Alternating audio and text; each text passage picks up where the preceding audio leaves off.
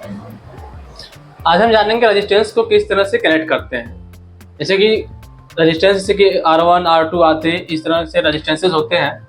R1, R2, R3, R4, R5 dot dot. तो उनको connect करते हैं दो तरह से। पहला parallel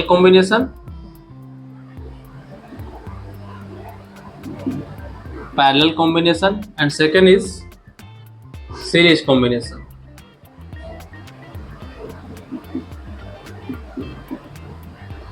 parallel combination and series combination.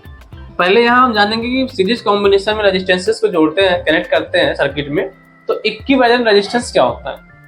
जैसे कि R इक्विवेलेंट निकालना हो, यदि हमने ये तीन रेजिस्टेंस ले लिया R1, R2 एंड R3 और इनको सीरीज में कंबाइन किया, एक के बाद एक कंबाइन कर दिया, सीरीज कॉम्बिनेशन कर दिया इनका, तो इक्विवेलेंट रेजिस्टेंस क्या होगा। यदि इनको सीरीज में कंबाइन किया, ये अलग अलग रेजिस्टेंसेस हैं, इनको सीरीज में कंबाइन किया तो इक्विवेलेंट रेजिस्टेंस क्या होगा, ये फाइंड करना है। कैसे फाइंड करेंगे तो वो हम देखेंगे पहले इसमें सीरीज कॉम्बिनेशन में। ठीक है, सीरीज कॉम्बिनेशन देखने के बाद फिर देखा जाएगा पैरेलल कॉम्बिनेशन। चलिए पहले सीरीज कॉम्बिनेशन देखते हैं। ठीक है, डायग्राम देख लीजिए कैसे सर्किट बनाएंगे। इसका सर्किट डायग्राम क्या होगा।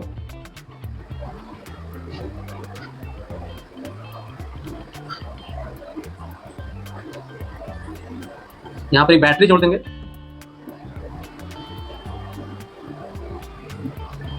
प्लस माइनस, बैटरी का दो टर्मिनल हो गया plus minus, resistance R1, R2 and R3, इस तरह से तीन रेजिस्टेंस ले लेंगे।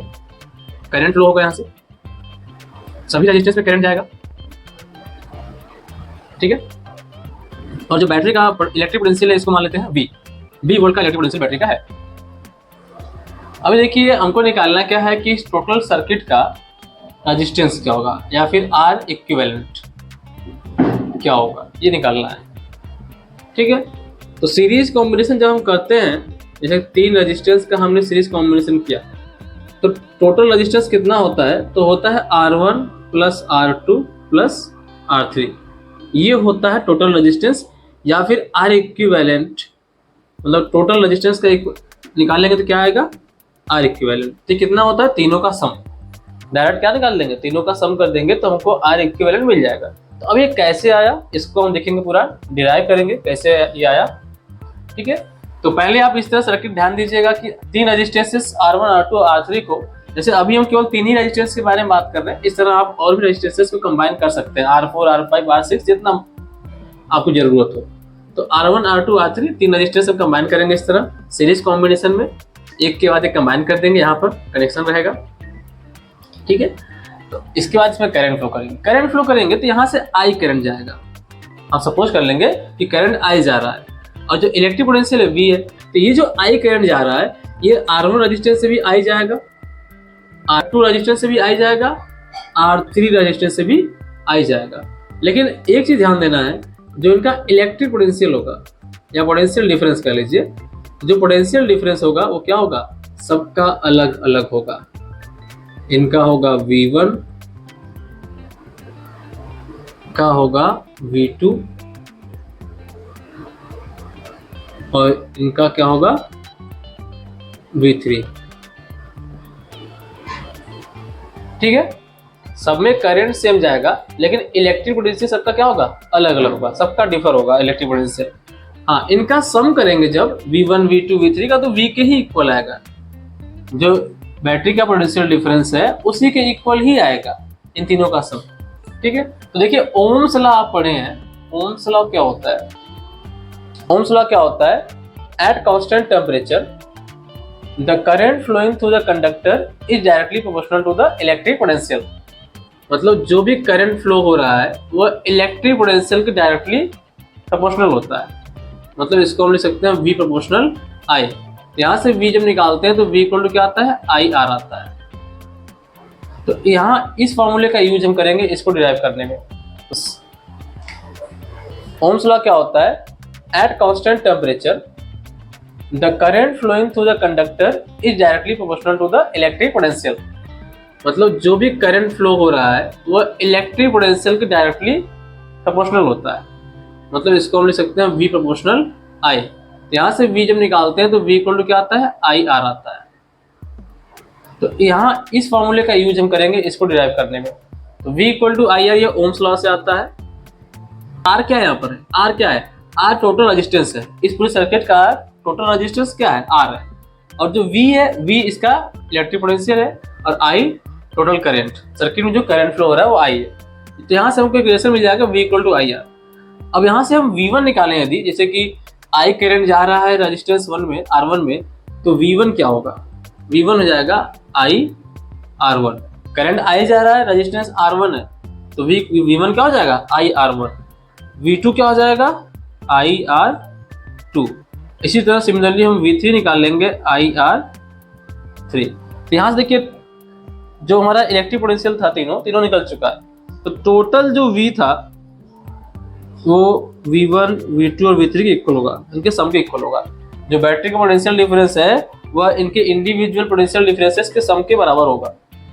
अब यहाँ पर V1 की वैल्यू रखी है I R1, V2 की वैल्यू I R2, और जो V3 है वो क्या होता है I R3।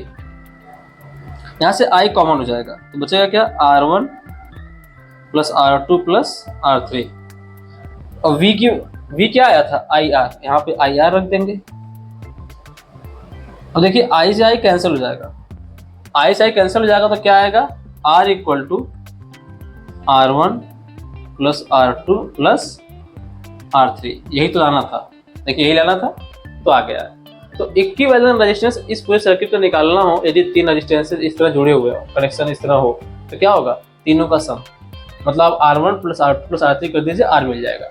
अब इसमें एक क्वेश्चन आता है, बच्चों के मन में क्वेश्चन आता है कि रेजिस्टेंस का मतलब होता है करंट को अपोज करना। रेजिस्टेंस क्या करता है, करंट को अपोज करता है। तो जब करंट को अपोज करता है तो R1 करंट अपोज किया तो I करंट तो R1 तक जाएगा, लेकिन R2 में I ही जाएगा, ये कैसे क्लियर होगा भाई। जब ये करंट को अपोज कर रहा है तो करंट कुछ ना कुछ यहाँ कम हो जाएगा। जब करंट कम हो जाएगा तो R2 में करंट कम जाएगा, फिर R3 में और कम जाएगा। लेकिन ऐसा तो हम पढ़ नहीं रहे, हम क्या देख रहे हैं, करंट सब में सेम जा रहा है। तो देखिए इसका कारण क्या है। देखिए जो इलेक्ट्रिक पोटेंशियल होता है, इलेक्ट्रिक पोटेंशियल जो बैटरी का पोटेंशियल डिफरेंस है, वो इसको मैनेज करता है कि करंट सब में I ही जाएगा तो कैसे जाएगा, वो मैनेज करता है बैटरी। कैसे मैनेज करता है, जैसे मान लीजिए R1 का रेजिस्टेंस जो है R1 4 ओम है, R1 4 ओम का है, और करंट 2 एम्पियर है, ठीक है। तो यहाँ से V कितना आएगा, V आ जाएगा 8 volt. V equal to IR होता है तो V आ जाएगा 8 वोल्ट।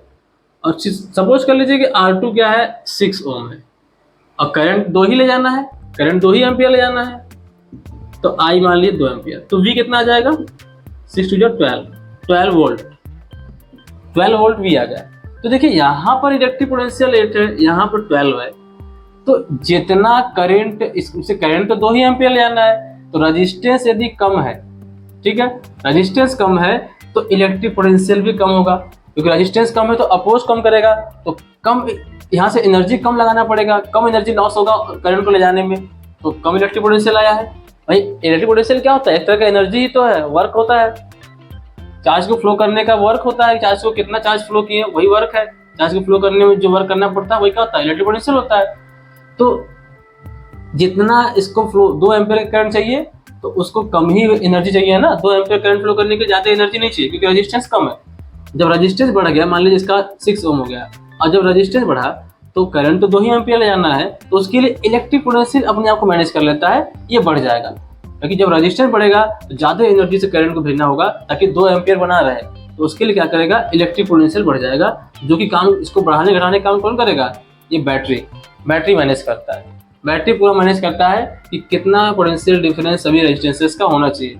इसीलिए क्या है कि सीरीज कॉम्बिनेशन में पोटेंशियल डिफरेंस क्या होता है, अलग अलग होता है, और करंट सेम जाता है, क्योंकि रेजिस्टेंस के अकॉर्डिंग यहाँ से जो है एनर्जी वैसा इसको ट्रांसफर करते हैं कि करंट वहाँ पर 2 ही एम्पियर जाए, उसका पोटेंशियल डिफरेंस चेंज कर देते हैं, जिसको जितना पोटेंशियल चाहिए, जितना चाहिए उतना मिल जाए।